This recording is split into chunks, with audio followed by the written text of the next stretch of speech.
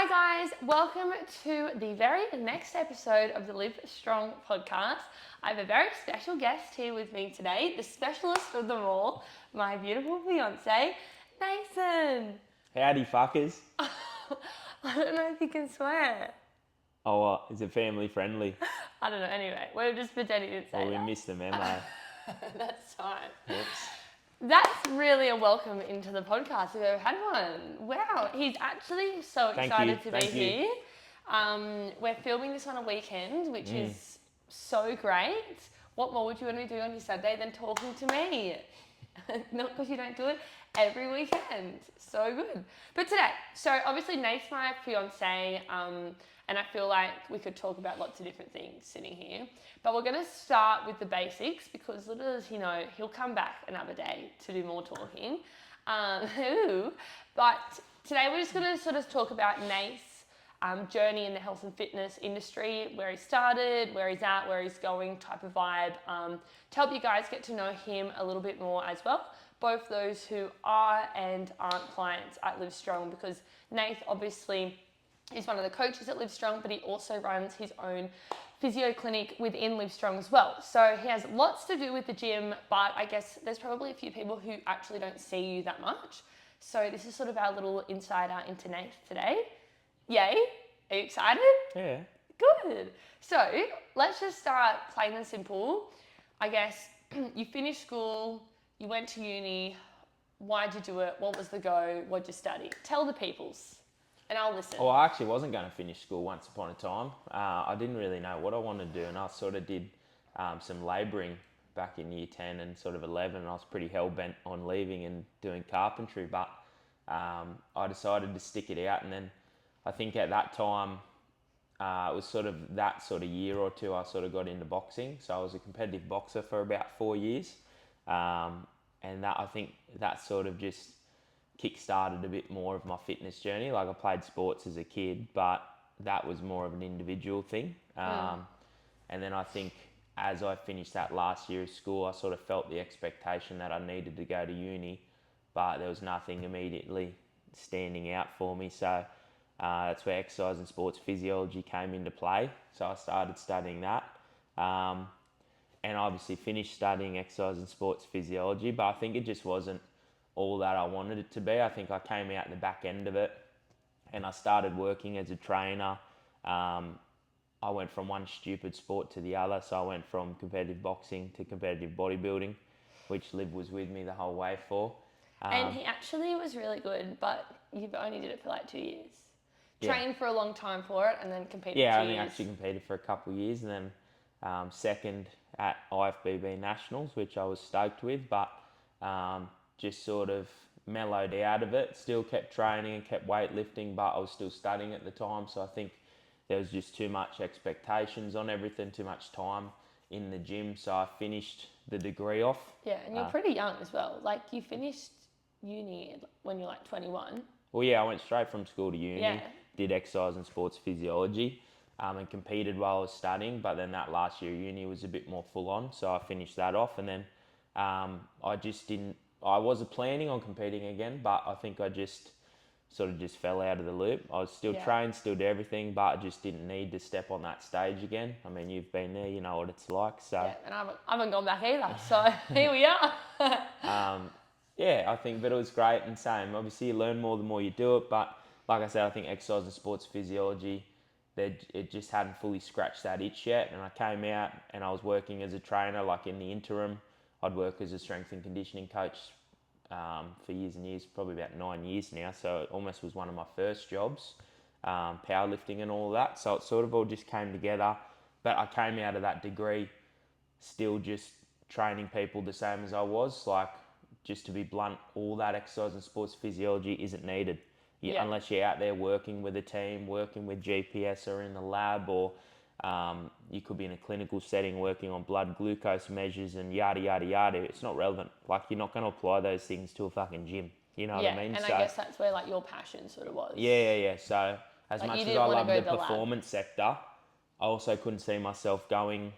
I had an offer for an internship, like with the Knights at one stage and with the rugby league, and I had not heard any good reviews at all from those types of programs, like internships.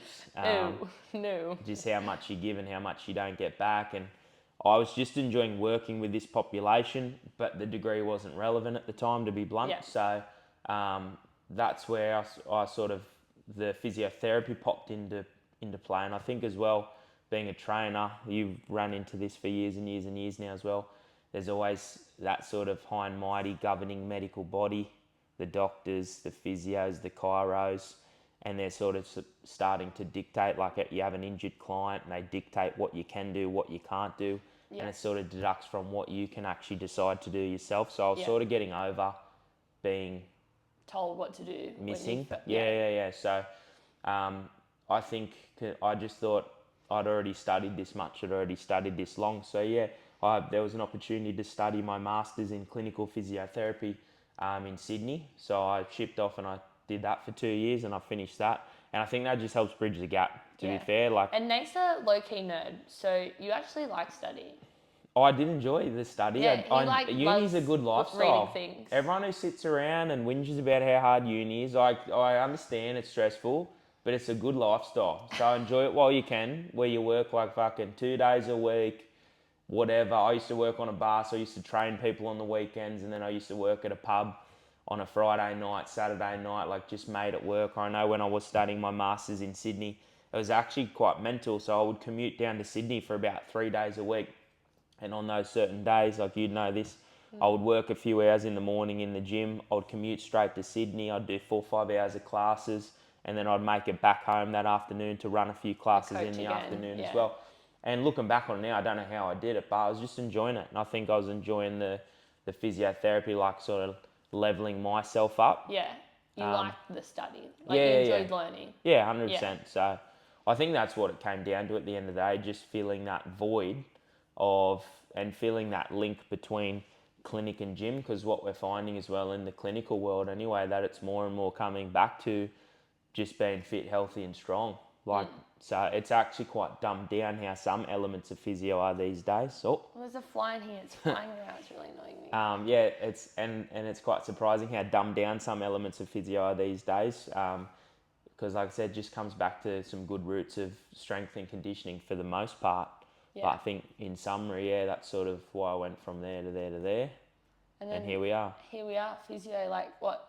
Is it your third year or your second year? Yeah, third year. Yeah. Wow, time flies when you're having fun, doesn't it? It does. And I think like what you said about how you sort of realised after you finished exercise and sports science situation that there was so much that like related from when people were telling you to do things in the gym, and maybe you already had a bit of an idea of maybe what needed to be done, but like obviously you can't speak over someone else. Clinically you can't dictate it. Because then also, like in that interim, you remember I had that job. I worked with a physio for a couple of years in between. So as I graduated sports physiology, and then as I started my clinical masters, actually I forgot about that. I worked in a physio clinic with a gym attached to it. Yeah, like as a trainer. But I was as the trainer there, so I learned a lot being alongside him. And he was my bodybuilding coach once upon a time. He was a great guy, but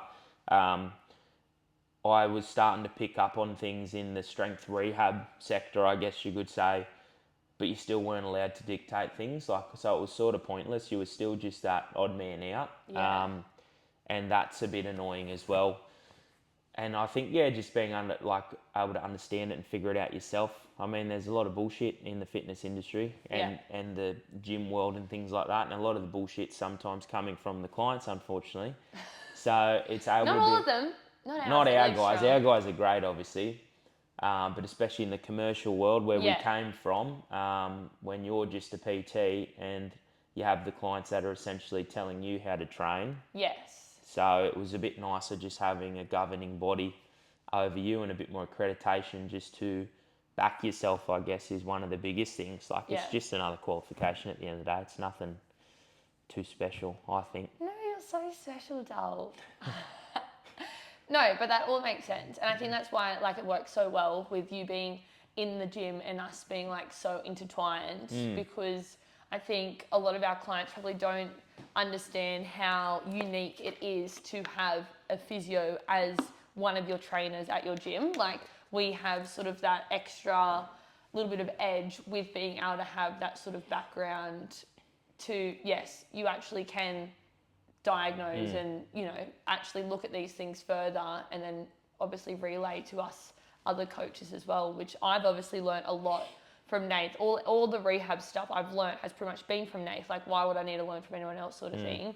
And I guess, myself, who is just a personal trainer, I'm not a physio, but I can safely be able to modify exercises in the gym for sure. with confidence, where I'm not guessing sort of things because of how much knowledge I've been given from you. So it's been so great. And like I sort of said at the beginning, Nath obviously has his own clinic situation in the gym, which we're about to do some renovations to make it even better. Slay, which we're just waiting for, but it will happen one day. But then you obviously work at a private practice 3 days a week as well. So so you see a bit of everyone, don't you? it's a nice mix. Yeah, so the 3 days a week, it's a bit more clinical work, so it is in a much more clinical private practice. Mind you, they have gym stuff there. We have weights and we have machines and stuff. A lot more machines, which I guess makes sense because those patients are a lot more clinical, a lot more post-operative. So I do quite a bit of work with the orthopedic surgeons around here and stuff like that. Every now and then I duck over and I do a little bit of post-operative hospital work as well. So they're the worst of the worst, you know what I mean? Yeah, they're in a hospital bed for the most part, or just the really injured. Which I think it's a great contrast when you deal with that and then you go to people such as myself, even how you have just an ongoing shitty niggle, like it puts it into perspective as well. Because I know injuries for the most part can be concerning, they can be stressful, they can be so annoying, scary, you know what I mean? But then and unknown as well. And unknown, and I think that's why if anyone's seen me or worked with me in the gym, they'll probably agree with me how sort of comfortable and confident I am about this whole stuff. Like injuries, they're not that concerning. They're not that scary. Yeah, they're fucking painful. Yeah. But you'd be naive if you didn't think elite athletes were injured. Yeah, they're all injured. Everyone gets injured. They're all fucking broken. They're just fitter, they're stronger, they're healthier, and they put up with their injuries better. Yes. If you actually dive deep into the literature and even the current stuff, it's actually super interesting to see what athletes are competing with, what injuries. Currently, it's actually crazy what the human body can do. Yeah. And then it's just up to us to wind it down, recognize what it is, if it is anything serious, and then just get on top of it. Just be smart with it. But, that's sort of what I always think. This, I guess, as I've learned stuff from you, that your body is forever sort of not perfect. It's always sort of getting worse as you get older to some degree. Yeah, it's one of them diminishing returns. I was having this conversation with someone the other day in the clinic actually, because we do classes in the clinic as well, and I'll be honest, they're much more elderly. It's a bone density clinic, so they're osteoporotic and osteopenic, so they're very frail people. But honestly, they're in there doing fucking deadlifts and shoulder press and just big heavy weight lifts and building their confidence up because it's been proven that that's good for your bones. Yes. It's common sense, right? Yeah. Well, and not really, I said it's diminishing returns. It's so funny, when we talk about bodybuilding, sports, too much of a good thing is a bad thing. Yeah. I know for a fact I've had several issues with my own back, that I've fractured my back a couple times. Yeah. One of them being a stress fracture, aka literally doing too much. So that was predominantly from weightlifting. So it's one of them things we're out here trying to better ourselves by lifting weights. Yes. But I know when I'm 50, my back is probably going to be a bit more worn out than someone else's, and I was much fitter and active than them. So it's it's a bit of a double-edged sword, right? If you don't do anything, you'll be worse again. Exactly. Yeah. So it's our body, there's no perfect time where your body is perfect, and no one always feels 100% great. It's just how you manage that as well. And I think that's super interesting with Nath's back. So I feel backs are just such a big thing. Everyone's my back's so sore, my back's so sore. And everyone's back's sore because it literally holds your body together all day. To sit, to stand, to run, to jump, to bloody do whatever you want to do. Yeah. But yeah, Nath's had some trauma with his back, haven't you? Yeah, I got a bit of a love-hate with backs, honestly, mostly dealing with them. Yeah. I cannot stress enough how resilient and strong backs are. So just for context, this was a while ago now. I wasn't that long ago. It was probably about 4 years ago. Yeah, 5 years ago. It was while I was studying my masters, about 5 years ago.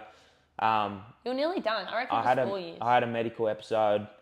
They still didn't figure it out. I know I A passed out medical behind the wheel. episode. I passed out behind the wheel. I was driving.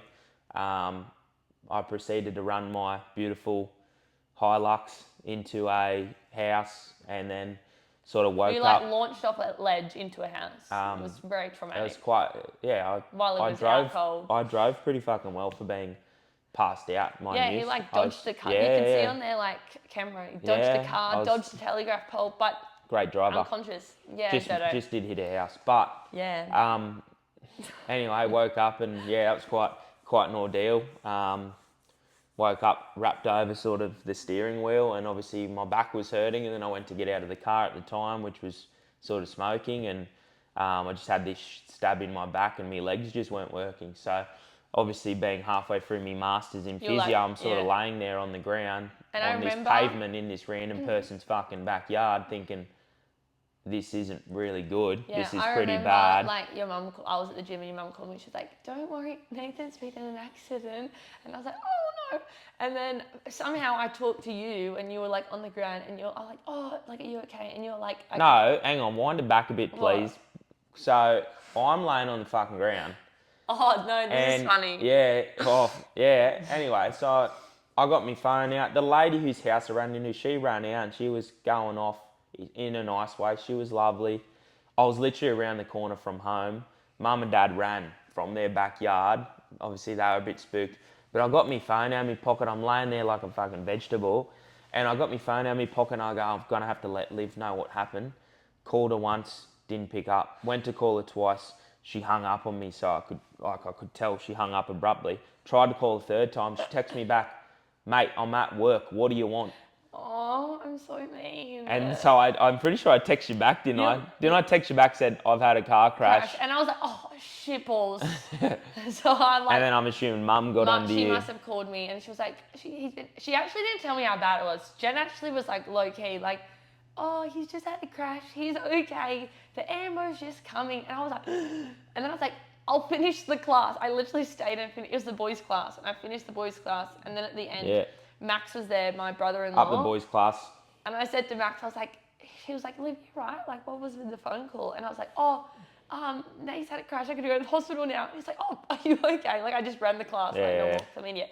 But no, I remember I talked to you on the phone at some point and I was like, are you okay? And you were like, oh, I just can't feel my legs. I'm worried. And that's when I was like, oh no, this is not ideal. Yeah. But yeah, could have been much worse. Yes. The part of the road where I was coming down was sort of like a highway, it was 70 to 80, and I was probably going about 100 because I'd been sick that night. They think it was food poisoning, so I'd been sick and I needed to spew. And like I said, I was around the corner from home, so I was hauling ass. Yeah, I was going about 100 Ks. I was like, I'm holding it in, and then just thankfully I had some common sense, so I did start to slow down, and I was going to pull over and have a bit of a tack vom on the side of the road. Yes. And at that point in time, I passed out. So I was only going 20, 30 Ks, I think. We obviously couldn't remember, but... And no one knows. But no one knows. But look, the car never stops. Someone was watching over because it could have been much worse. And fast forward, obviously went to hospital. They MRI'd it, looked at it, all that. And obviously I had a bit of quite an understanding myself at the time. I was nearly finished my masters. Yeah. And the orthopedics were good. They came out and had a chat to me, and I had a compression fracture of L1, just a part of your back, your lower back. Everything was where it should be. It basically just cracked in half. Nothing had moved. Actually, one of the most interesting things that resonated with me as well was the sort of surgeon, because I know how much tightness I had in and around my back at the time. And I was probably nearly at my biggest, in terms of bodybuilding, I was probably at my biggest around then. I was going really good with my training. I was super motivated. And I remember at the time, one of the surgeons looking at the scan, and he sort of made a comment on the fact how much muscle I had in and around the spine, like some of these deeper muscles, and how supportive they are themselves. And that's always resonated with me if I'm ever trying to coax someone into working that area, or pushing those muscles a bit harder. Yeah, training your back. I just thought that was a really interesting remark at the time, to hear something like that, because we all think about muscles and the gym, mental health and looks and aesthetics and things like that, but it really hones in the protective I guess you could say, how important it is to be mechanism of them. strong. Yeah. So yeah. Anyway, like I said, I had such a good experience with it. Like I only had 1 week off work. You remember? Like He I was obviously in a bit of pain, but he went to work like crippling around, and like you weren't picking up weights, and you'd come. no, I just made everyone do things for me, and then obviously you've rehabbed yourself, which was like we all sort of no one really supported because obviously you hadn't finished, and everyone was like, like you really should probably like actually see someone. He was like, no, I know what I'm doing, and here we are, and you did it. here we are. Yeah, I think I had a really good experience with it. And like you said, everyone gets so fearful over backs, but I'll never understand why. Not even like because of my experience with it, but those bones and those vertebrae are genuinely some of the thickest bones in your body. If we're talking our lower back, I don't think people realise how hard it is to actually injure it. Like I say to people all the time, you're not made of glass. Like those bones are so solid, your back is so resilient, but maybe it is intolerant. There's a difference, and then that's a whole cascade. That's a whole nother obviously, conversation. But everyone's different, so like 100%, everyone's pain. people can be in different circumstances and whatnot. And I think just people's like perceptions of pain and everything is massive. Like at the time, and I don't want to be one of those people that are going to sit here and fucking say, "Oh, I cope with pain pretty well." No, That's what you're about to say. I think I just had a better perception of it. Like I was confident with it. I was so tough. Shut up.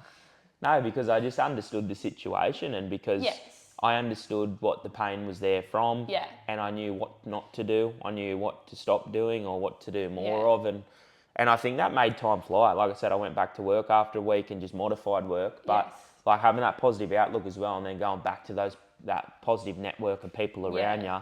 I could have easily sat at home for a month and turned into a vegetable. I treat people with these same fractures. And in the back of my head, I'm not going to lie, I'm thinking, come on, mate, have a fucking go. Get up and moving. Like, without but sounding... obviously you're a lot more educated. 100%, so like yeah. Without sounding too blunt. Without sounding too blunt, I deal with people... Anyone who knows Nathan, he is blunt. Sorry. Anyway, I deal with a lot of people, especially in the clinical setting. Not you gym guys, you're tough, but in the clinical setting, when they are, like I said, post-operative or a lot more acute traumatic injuries and a bit more severe injuries, it debilitates them, and mentally more than physically. So I think it's just like, that perception of, and like I said, understanding the situation, and you can go from there. But that, like I said, they're whole more conversations and they're bigger, greater debates. But and I think that like the unknown is like the scary bit for a lot of people. Oh, of course. You know, like you like know so much, you're like, it's fine, I know what I'm doing. Yeah. Where like a lot of people are like, oh, my back hurts. What's injured? Yes. What's like, broken? Yes, I can't do anything. I'm gonna end up in a wheelchair. Like, you think of the worst shit or whatever. So interesting though, isn't it? We could rave on about injuries all day. We could. Injuries are such a big part of the gym. Like, I think, like naive little Olivia, like what's starting as a PT, like, you know, you think you learn about how you'll have to like regress exercises or progress exercises, like the real simple shit you learn. I don't know. I feel like now that obviously I work with so many people, you don't realise, like everyone's dealing with something. Yeah, and that's like why at Live Strong, like we really cater to injuries, because if we didn't cater to injuries, people will like lose motivation, they won't train, they'll hurt themselves more, or like... And then see you later. Exactly. They become completely disinterested in training, and then obviously that's not our goal. Our goal is for people to fall in love with training, you know? So we're very lucky to have you. Oh, well, thank you. Oh, it's so romantic. And then obviously now you're training at the moment, like you're always training, but your training's changed a lot over time. What's sort of the go now of your training? What's sort of your focus of your training right now, Nathan George Stantevsky? Like, still pretty stock standard. I still try to train 5-6 sessions a week, but I think I'm just moving a lot more away from that now. And I'll be blunt, I can't train as hard as I used to. And I don't even think that's because of my back. I think that's just because I'm 6-7 years older than when I was competing. I think like, and I still love lifting heavy, but I cannot lift as heavy as frequently. Like, it's just on the odd occasion that I can get a nice big deadlift pull or something like that, and I'm stoked, but I'll probably pay the price for a couple of days after it. And like I said, I don't hold that back or resent me back for that at all. I think that, because that obviously is the predecessing issue, that, yes, if I train too hard, I do have back pain, much Yes. like a lot of people at our gym. I experience back Yes. pain as well, and I hate to brag it to those people, but the statistic is something outstanding. It's something like 92% of people will experience back pain in their lifetime. Yeah. It's a something lot. like that. But yeah, at the end of the day, I just train a lot more volume now, I think. So I'm trying to Play get... a lot of golf. I do play a bit of golf. I try to play golf now. So I just try to get a lot more movement in away from the gym as well. And you're going to start running? Supposedly, I'm going to start running. And just trying to make sure that on me days that aren't weightlifting as well, I'm still just moving. Whereas, like I said, back in the day, it was 7 days in the gym, Yeah. an hour in the gym. You had your little notebook out. I had my notebook out. I was that person. I was logging me He lifts. was writing it all down. Like we use an and app it was at the working. gym. He was a little I was one of notepad. them people, yeah. And I was logging my lifts and tracking everything, and it was working well, obviously. But just taking on how it gained feels a lot now. of natural muscle. Yeah, taking on how it feels now, and at the end of the day, I think a lot of people struggle to do that. Back to what you were saying before, everyone's got aches and pains. Yeah. Everyone's got niggles. You've still got 3/4 of your fucking body. Are you right there? There's animals around me. Well, that's the stupid plants you put I in know, our you house. guys. All my beautiful plants, they're getting little black flies. And I've been trying to kill them. Anyway, we're getting off topic. We're wrapping up in a second anyway, so finish what Yeah. you're saying. I forget what you say. Oh, just about normal niggles and aches and pains. And just, I think the common perception is when I'm hurting or when something's aching, I'm just going to do nothing. Yeah. And it's like, mate, it's one fucking limb. You know what I mean? Like, I literally say this to people in the clinic who have had an operation or they're in a sling, and I say, your legs aren't fucking broken. Yeah. Some people, I won't say it like that, but Yes. you know what I mean? Obviously in a professional manner. Like, Your swearing's also been terrible. sorry. And my little saying that I like to say to Yeah. people is that like your body is made to move. Yeah. So like you're generally not going to get anything from doing nothing.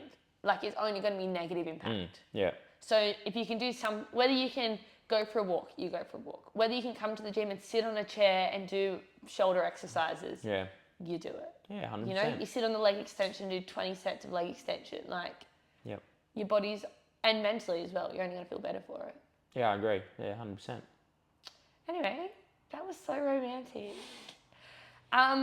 Comment if we should do another video together. Like, we should do how we fell in love. No, we're good, thank you. Because we do get married soon. We do. In March. like 4 months. Wow. And then I'll be Olivia fly. and Tantevsky. It's a mouthful, isn't it? Yeah, my mother won't be able to say my last name. She hasn't been able to say mine for how long now? 9 years, so It's all right. we'll keep going with that She one. can keep trying. Okay, well make sure you like and comment and subscribe. I don't really know all the things, but hopefully you guys have enjoyed this episode. I think it's been a bit insightful. I think maybe a little bit slightly educational even, Wow. one would say. And we'll be back again next week. Well, I'll be back again next week. Nath will be back sometime. I Sooner or reckon you've later. enjoyed this. It's been all right. Oh no. Okay, bye. Thanks, guys. See ya. Bye.